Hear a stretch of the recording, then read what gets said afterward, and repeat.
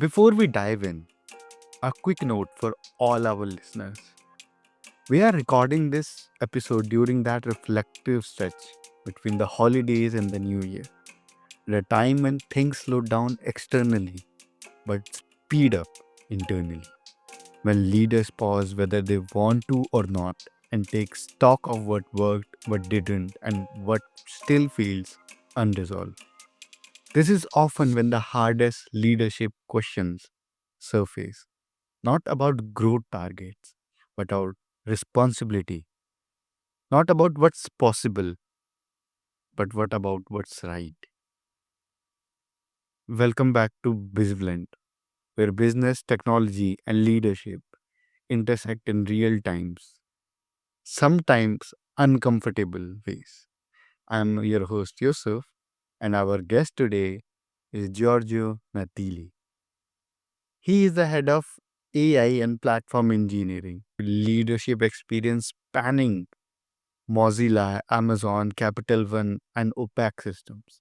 He has played a key role in advancing ethical, human centered AI, including pioneering working in confidential AI, where privacy, trust, and advanced machine intelligence meet. What makes Giorgio's leadership journey especially interesting is that it didn't begin in tech alone. Before AI, he was a professional windsurfer. Before leading engineering teams, he curated immersive music experience as an art director. Rhythm, balance, and flow are not metaphors for him, they are lived disciplines. With that, I welcome Giorgio Natili to the show. Thank you so much for the warm welcome and thanks so much for having me. I'm excited to have this discussion with you and share whatever I can with your listeners. Perfect. So let's get into it. So, AI is advancing faster than most leadership models were designed to handle. From where you sit, what is the biggest leadership gap you are seeing right now in organizations building or deploying AI? One of the biggest gaps that I see is that there is an high level understanding of AI from many leaders and a bias toward AI as a replacement for human beings. This is the most dangerous aspect of the AI evolution that I see in leadership. For instance, there are a lot of companies that are laying off people, justifying the layoff because of the advancement of AI, the reshaping of the workforce. And I truly believe that part of the reason is that, but another big part is that they overrided in the past. And they're trying to to please more the investors rather than anything else. Why I'm telling you this story? Because I think that any level of management, doesn't matter if you are VP, senior director, or manager, you should use AI to the advantage of your team and not as a threat to their job. So I push all my engineering teams to use AI as much as they can. I ask how they are using. I want to see the result. I spend a lot of time on prompting. I do a lot of AI engineering design.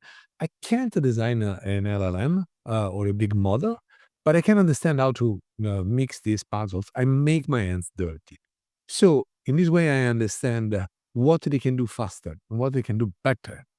And I don't hide the usage of AI. Actually, I promote the usage of AI in an ethical and responsible way. So my team of 20 can do way more. And this is the key the differentiation. It's not that they can be more productive, they can do more. It's different. More productive tends to make senior leadership to think, okay, I can reduce the headcount, I will get the same productivity. Do more is different. Do more means that instead of spending hours writing a test that definitely an AI tool can do, they can think. They can think differently. They can bring into the equation of whatever system a different approach, a different way of mixing and matching multiple LLMs or reasoning steps or a different way to manage short-term and long-term memory. Because AI is powerful, but we're at a point where still the human brain is the key point to make it exceptional. Because without mixing and matching all the tools and inventing another approach on how these systems can communicate and interact with each other. It's just a tool to generate content. Hmm. Is that gap primarily about skills, mindset, or incentives? It's a mix. So there is and I went through it as well, right? There was a time when I was scared of saying, well, I can do this in 10 minutes with AI because you don't want to diminish the value of your work. But then I realized that one thing that is very important, that 10 minutes of thinking as an AI engineer are the equivalent of 200 minutes of thinking in a standard way of solving problems. So the incentive has not been here so far because every time that you open the news, you hear, okay, whoever laid off 200 people or 500 people, 6,000 people because of the AI advancement. So unconsciously, it's creating a bias, right? I use AI, but I don't want to share too much that I'm using AI. So the incentives should come, and leadership should be responsible enough to say, I expect you using AI. I'm not going to fire you. The more you can do, the better it is for everybody. There are so many problems to solve in the world still that we're not running short of that. Now, the other aspects that you mentioned are important as well because the lack of incentives um, also create fear in learning new skills, but even more to admit that they don't know something. So when you don't know something, it's hard to admit in the workspace. If you don't feel safe, say, I don't know, I have to document myself, you're exposing one of your vulnerability. So leaders, and that again doesn't matter which level, as soon as you have somebody that you manage, must make failing others welcome to fail, welcome to be wrong, and incentivize a culture of try, and reset. Of course, you don't want to do the same mistakes multiple times, right? So you have to clearly explain that your expectation is I'm okay with 20 millions of mistakes per year, but have to be different from each other. Because then it seems that it means that we are learning something. When you create this combination, then AI became a tool that will be fully used by your team. Remember that LLMs, specifically LLMs, are non-deterministic. Same input, same LLM can generate completely different output or slightly different. So it's very, very hard to be very, very right about the usage of LLMs specifically and in general AI. You have to embrace this failure and you have to make people around you comfortable in failing and setting up expectation with system teams, with my manager, because every leader has a manager, right? Doesn't matter. Say, hey, I'm going to do these mistakes, I think, but I will learn this, and that from these mistakes. And then you create a culture where AI can thrive and where your team can become a super team. Because this concept, I like the concept of superhumans. Superhumans don't exist, okay? Humans exist, but the beautiful mind of a human being, it's unbelievably powerful if operates without fear. As soon as there is fear, uncertainty, our brain starts to react in an instinctive way.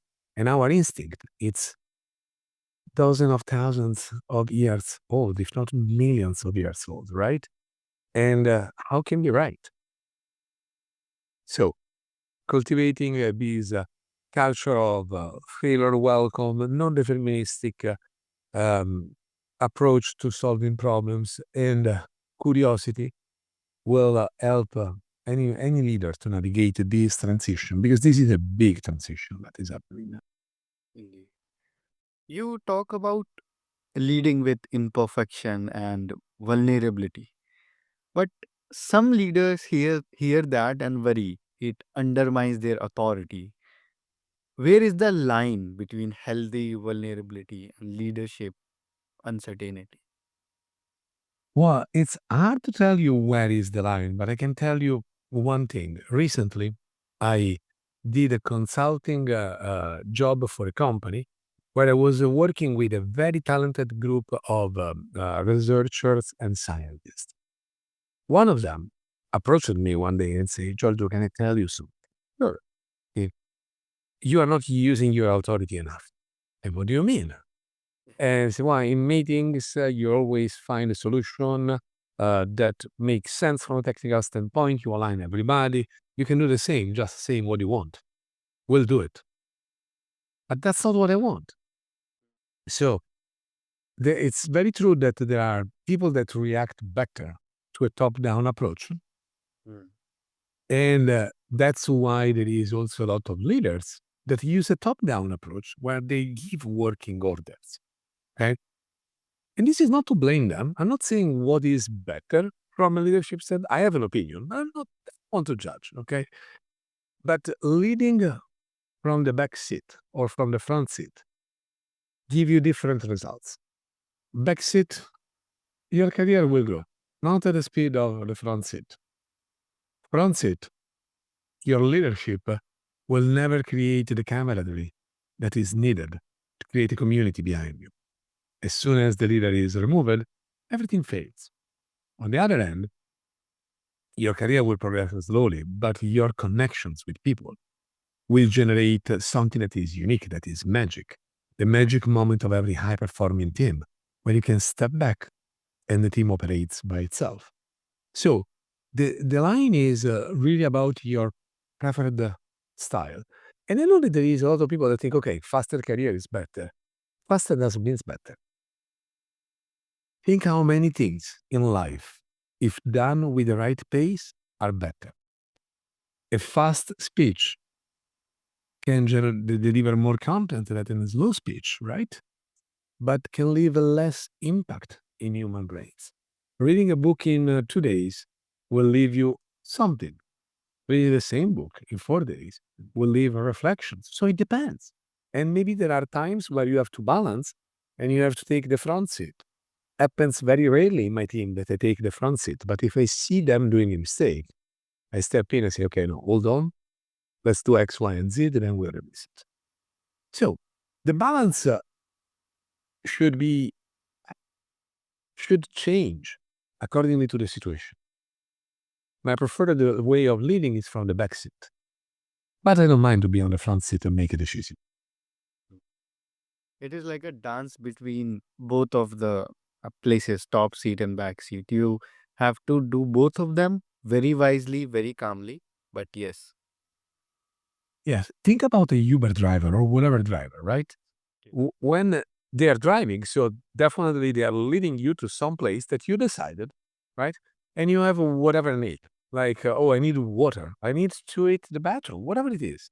Now, if they are driving from the back seat, they will listen to your need and they will guide you to a safe place to get water or to use the restroom.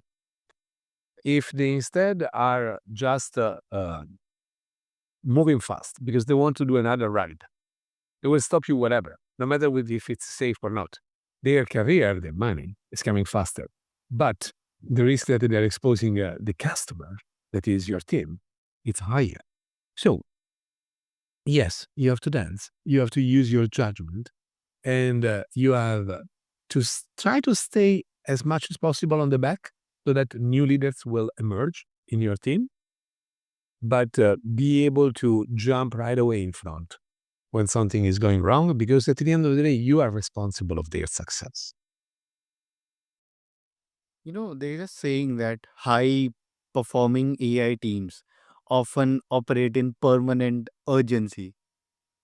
What signals tell you that innovation is slipping towards burnout?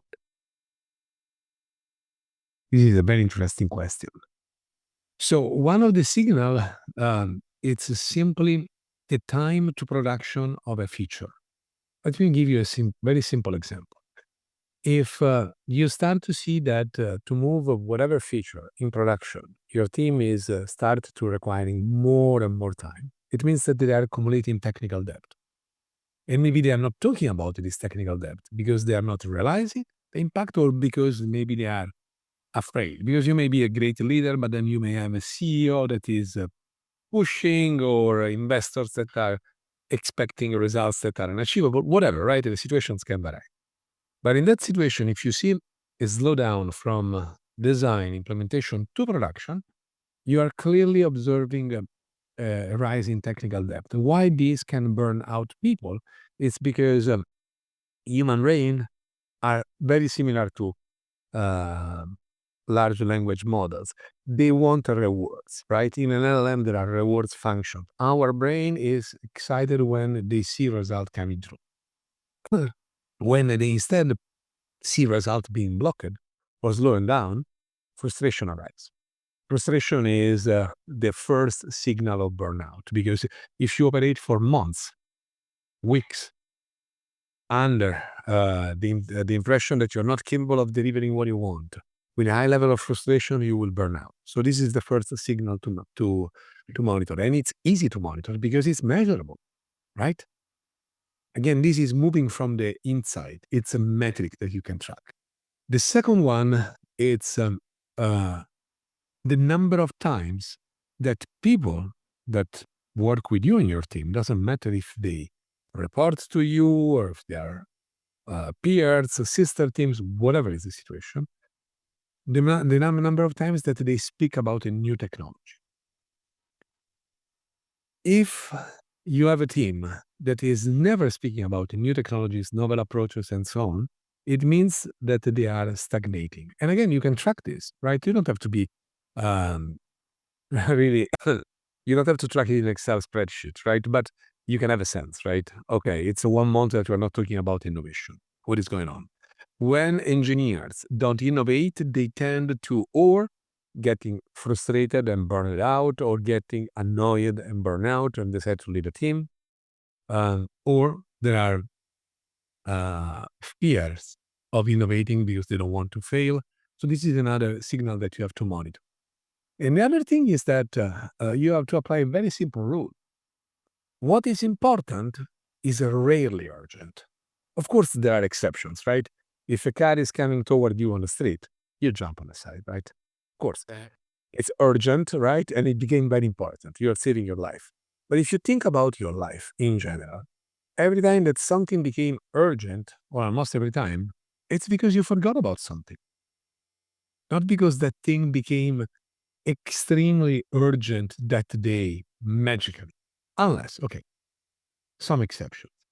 Apply the same and advocate for your team, and teach them how to balance between the required sense of urgency that the team wants, right? Because you're delivering value for a business. So you want to have the sense of urgency, but also the ability to step back and understand if the urgency perceived from whoever is asking this thing, it's real or it's not real. Because maybe something can look extremely urgent for a VP or a senior VP at a different level, and you as a senior director or VP, whatever, right, have a different perspective, and your engineers can simply say, "Oh no, it's not urgent; it's a configuration file," right? But if you don't create this mental model of assessing if the urgency it's real, you will burn out your team. There is another belief that the most of the users prioritize convenience over ethics. And if dignity and privacy don't clearly drive user behavior, why should leaders lead with them? Well, first of all, because most of the users are not aware about the risks that they are exposing themselves. So, if you also speak with a tech savvy person, you will be surprised. Recently, I was at a car dealer. Pretty tech savvy person was helping me searching something on his mobile phone, and I saw him accepting all cookies. And say, "Wait, hold on, do you know what you're accepting?" "Oh yeah, I know. I don't have anything to hide." I'm not saying that you have anything to hide. You have something to lose. That is your privacy, your digital dignity, your data. So a tech savvy, youngish, so younger than me for sure. So a digital native was not aware about cookies. Now, move this to AI. A lot of people treat AI as a confidant. Okay, everybody should use whatever tool, whatever mean to feel better. If it's your tool, use it, no judgment. But please, at least enable a paid subscription because at least your privacy, your data are not used to train another model. And still you're exposing yourself to risk. So people is unaware.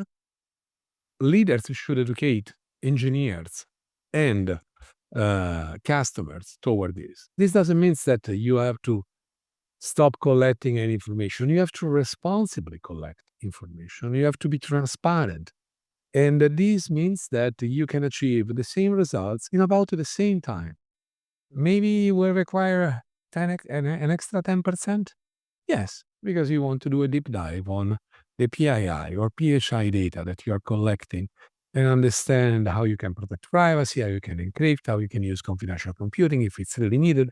Yes, but this is a responsible usage of other people's data. Hmm.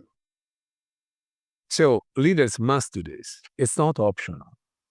If they are not doing it, it's because themselves they are not probably not fully educated about how um, how complicated is privacy, and maybe they never asked to an LLM, "Tell me what you know about me," Mm. because you will be impressed how many things an LLM knows about you. Giorgio, are there any ways that our listeners can connect with you? Absolutely. First of all, on LinkedIn, you can search for me and you can ask a connection. I accept almost every connection request. Please don't try to sell me something right away. Happy to jump on a conversation, happy to have a conversation, but LinkedIn is the fastest way. And sooner this year, I will have also my giorgionatili.com website up, but this will take at least another couple of months. Perfect. Uh, to all our listeners, the link to Giorgio's LinkedIn is in our show's description. Just go and check it out. Giorgio, is there any last message that you want to leave us with? Yes, please, no matter if you are in a leadership position, consumer position, or implementer position, keep in mind the concept of digital dignity. Protect yourself, protect people that is around you, and ask always the uncomfortable question, what will happen to my data? Giorgio, thank you so much for bringing clarity, honesty, and humanity into this conversation. Thank you so much for having me. It has been a great conversation. And to all our listeners, if this episode challenged or unsettled you, that's not a flaw, that's the work. Leadership in the AI era isn't about certainty, it's about choosing which questions we refuse to ignore. If this conversation resonated, share it with someone shaping technology, culture, or both. Until next time, this is BizBlend. I'm Yusuf. Stay curious, stay healthy.